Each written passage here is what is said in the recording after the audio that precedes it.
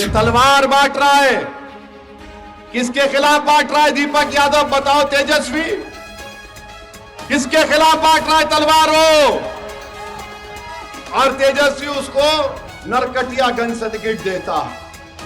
आखिर चरमपंथी RSS, BJP, VHP, Bajrang Dal और फिर ये सब लोग हमको गाली देते, गठबंधन हमको गाली देता है। अरे हम सीमांचल के इंसाफ की बात कर रहे हैं और आज लैंटर्न लेकर आते हैं, लाइट रोशन करेंगे। मोदी आते हैं कि हम ये कर देंगे। सबसे बड़ी दुश्मनी बीजेपी, नीतीश कुमार और तेजस्वी को सीमांचल से है। तेजस्वी ने जो चरमपंथी की बात अपने जबान से कही, याद रखो ये नरेंद्र मोदी का छोटा भाई बन चुका है। ये पिछले बार यहां से आपने जनाब सऊद साहब को कामयाब किया था। मैं बड़ी जिम्मेदारी के साथ ये कह रहा हूं कि अगर सऊद साहब कभी यहां पर आ जाएं तो आप उनसे कहिए कि बिना कागज देखे वो यहाँ के बारूचंदी हाट के जिम्मेदारों का 10 नाम बता दें। वो 10 नाम भी नहीं बता पाएंगे आपको। वो सिर्फ इसलिए जीत रहे थे, ये डरा कर जीत रहे थे कि अगर आप राजद को वोट नहीं देंगे तो बीजेपी आ जाएगी। मैंने उस वक्त भी कहा था आपसे, मजलिस आपके लिए एक ताकतवर विकल्प है। मजलिस में इतनी ताकत है कि वो बीजेपी को भी हरा सकती है और राजद के भी नापाक अज़ाइम में उनको नाकामयाब कर सकती है। आज फिर हम आपसे कह रहे हैं कि जो शख्स 5 साल में कोई काम नहीं किया, जो ठाकुरगंज की जनता ने उसको कभी नहीं देखा, वो आज चुनाव के वक्त आकर कहता है कि हम लैंटेन लेकर आ रहे हैं। जिसने 5 साल ठाकुरगंज की जनता के घरों में अंधेरा कर दिया, आज लैंटेन लेकर आता है। रोशनी का दावा तुम नहीं कर सकते। मुझे यकीन है कि ठाकुरगंज की जनता ने फैसला कर लिया कि 11 तारीख के दिन वो लैंटेन की रोशनी को बुझाएंगे और इंशाअल्लाह ताला यहाँ से बीजेपी और जेडीयू के उम्मीदवार को भी शिकस्त देंगे। यहाँ पर ना मोदी नीतीश कुमार का नुमाइंदा कामयाब होगा, ना यहाँ पर तेजस्वी यादव का कोई नुमाइंदा कामयाब होगा। अगर ठाकुरगंज की जनता मुत्तहिद हो गई तो यकीनन इंशाअल्लाह यहाँ से पतंग छाप की कामयाबी होगी। हम आपसे अपील करने आए हैं। मेरे अजीज दोस्तों और बुजुर्गों, आप जानते हैं कि आज से 2 या 3 दिन पहले तेजस्वी ने असदुद्दीन ओवैसी के बारे में जब पूछा गया कि आप क्यों नहीं उनसे मुफाहमत करते, तो तेजस्वी ने कहा कि असदुद्दीन ओवैसी और उसकी पार्टी चरमपंथी है। अब तेजस्वी के नजर में सीमांचल की जनता जो सर पे टोपी और चेहरे पे दाढ़ी रखती है वो चरमपंथी है। तेजस्वी के नजर में जो मस्जिद को जाकर 5 वक्त की नमाज पढ़ता है वो चरमपंथी है। तेजस्वी की नजर में जो कुरान करीम की तिलावत करता है वो चरमपंथी है। तेजस्वी की नजर में जो मदरसे में पढ़ाते हैं और जो बच्चे मदरसे में पढ़ते हैं वो तमाम के तमाम चरमपंथी हैं। तेजस्वी की नजर में जो सीमांचल की हमारी माएँ, बहनें और बेटियां जो सर पर पल्लो ओढ़ती हैं या हिजाब या बुर्का पहनती है चरमपंथी है। तेजस्वी की नजर में चरमपंथी कौन नहीं है? तेजस्वी की नजर में चरमपंथी वो नहीं है जो उसके बाप के आगे आके सर झुका दे। चरमपंथी तेजस्वी की नजर में वो नहीं है जो उसके दर पर आकर उससे टिकट की भीख मांगे। चरमपंथी वो नहीं है तेजस्वी की नजर में जो सीमांचल की जनता की इंसाफ की बात ना करे। चरमपंथी तेजस्वी की नजर में वो नहीं है जो नदी कटाव के काम की बात करे। तेजस्वी की नजर में चरमपंथी वो नहीं है जो यहाँ की जनता की गुर्बत को भूल जाए। तेजस्वी की नजर में चरमपंथी वो नहीं है जो सीमांचल में जो नौजवानों का पलायन होता है उसको रोकने की बात करे। तेजस्वी की नजर में चरमपंथी वो है जो सीमांचल से इंसाफ की बात करे। तो सुन लो तेजस्वी, इंशाअल्लाह ताला अगर सीमांचल के लिए, हक के लिए लड़ना, इंसाफ के लिए लड़ना, मस्जिदों को आबाद करना, कुरान करीम की तिलावत करना, हमारी बहनें सर पर पल्लो या हिजाब या बुर्का पहनना, मदरसों को आबाद करना, वक्फ की जायदाद की हिफाजत करना और ठाकुरगंज की जनता के विकास की काम की कोशिश करना, अगर ये चरमपंथी है तो याद रखो ये काम मजलिस इत्तेहादुल मुस्लिमीन हमेशा करती रहेगी। तुम कितना भी बोल लो, हम रुकने वाले नहीं हैं। और तेजस्वी जब मजलिस पर इल्जाम लगाया, आप जानते हैं कि तेजस्वी ने सीमांचल की जनता की तौहीन की, तेजस्वी ने 17% अल्पसंख्यक समाज की तौहीन की। और जब यहां पर तेजस्वी आएगा, सऊद साहब के लिए वोट मांगने के लिए आएगा, तो तेजस्वी को देखना पड़ेगा कि सऊद साहब के चेहरे पर भी दाढ़ी और टोपी है, क्या वो भी चरमपंथी है? हमारे चेहरे को देखकर कहता है तो तुम्हारे बगल में जो बैठा है, जो नाकारा निकम्मा था 5 साल, उसको क्या करोगे तुम? तो मेरे अजीज दोस्तों और बुजुर्गों, गुलाम हसनैन साहब एक हरकियाती शख्स है और तेजस्वी के चरमपंथी के इल्जाम का जवाब वो इसी देता है। हम किसी का कर्जा नहीं रखते, चाहे मोदी, नीतीश कुमार या तेजस्वी हो। इनका बोलना यह है कि एक इनका विधायक था गोविंदपुर नवादा का, जो 2020 में, उसका नाम मोहम्मद कामरान था, 40,000 वोट से जीता। कितना? 40,000 वोट से मोहम्मद कामरान जीता। तेजस्वी ने उसको टिकट नहीं दिया, टिकट काट दिया। किसको टिकट दिया? कौशल यादव को दिया। और हमको चरमपंथी, आपको चरमपंथी कहता है। अब मोहम्मद कामरान की जगह पे कौशल यादव लड़ रहा है। गौरव बोरन, आपके एक विधानसभा है दरभंगा में, वहां पर अफजल अली को बुलाकर लालू यादव के हाथ से बी फॉर्म दिलवाया और जाकर वीआईपी के मल्ला पार्टी के सदर के भाई के लिए वोट मांगता है और कहता है कि अफजल अली खान को वोट मत दो, ये मल्ला के उम्मीदवार को वोट दो। ये चरमपंथी नहीं है। फिर ये मल्ला पार्टी के मुकेश साहनी साहब है, वीआईपी पार्टी के, जब उनसे पूछा गया आपने एक भी अल्पसंख्यक समाज को टिकट नहीं दिया, मुसलमान को, तो उन्होंने कहा कि मैं सिनेमा के टिकट नहीं बांट रहा हूं, मगर 17% का वोट चाहिए। और फिर तेजस्वी यादव ने, एक मीरा हैदर है जो इनके दिल्ली की युवा अध्यक्ष थी, 5 साल से जेल में है, कभी उसका नाम नहीं लेता अपनी जबान पर तेजस्वी।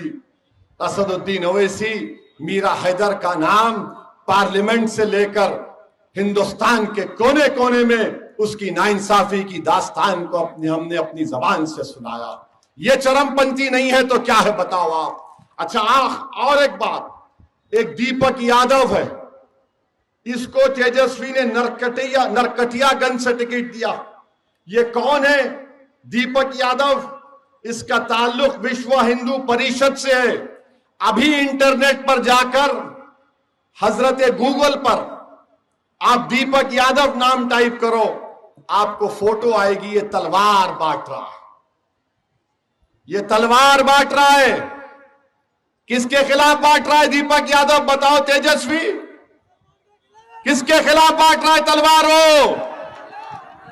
और तेजस्वी उसको नरकटियागंज से टिकट देता है।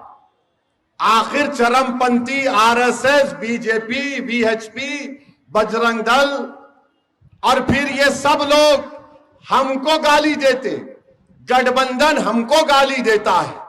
अरे हम सीमांचल के इंसाफ की बात कर रहे हैं, सीमांचल की लड़ाई लड़ रहे हैं। यहां पर हिंदू भी रहता है, मुसलमान भी रहता है, दलित भी रहता है, थोड़ी तादाद में आदिवासी भी रहते हैं। हम सीमांचल भारत का सबसे पिछड़ा इलाका है। 20 साल से नीतीश कुमार की सरकार, नीतीश कुमार कभी मोदी के साथ तो कभी तेजस्वी के साथ और फिर मोदी के साथ, 15 साल लालू परिवार का मुख्यमंत्री। उससे पहले 20 साल कांग्रेस को सत्ता मिली। बताओ तुमने सीमांचल को इतना क्यों वीरान कर दिया? हम गांव में जाते हैं, गाड़ी से कभी सफर करते हैं, नमाज का वक्त होता है, रुककर मस्जिद में नमाज पढ़ते हैं। नमाज पढ़ के जब बाहर निकलते तो छोटे बच्चे 8-10 साल के खड़े होते हैं या 13-14 साल के। हमारी माँ और बहनें खड़ी हो जाती हैं, बुजुर्ग खड़े हो जाती हैं, हमारी आंखें तरसती हैं नौजवान बच्चों को देखने के लिए। जब पूछा जाता तो बताया जाता कि एक माँ का दिल का टुकड़ा अपने घर के चिराग को जलाने के लिए कभी हैदराबाद तो कभी मुंबई तो कभी दिल्ली तो कभी पंजाब तो कभी बंगाल में काम कर रहा है। और आज लैंटर्न लेकर आते हैं, लाइट रोशन करेंगे। मोदी आते हैं कि हम ये कर देंगे। सबसे बड़ी दुश्मनी बीजेपी, नीतीश कुमार और तेजस्वी को सीमांचल से है। तेजस्वी ने जो चरमपंथी की बात अपने जबान से कही, याद रखो ये नरेंद्र मोदी का छोटा भाई बन चुका है। इतनी फिरका परस्ती, इतनी तासुबियत, इतना घटिया बात।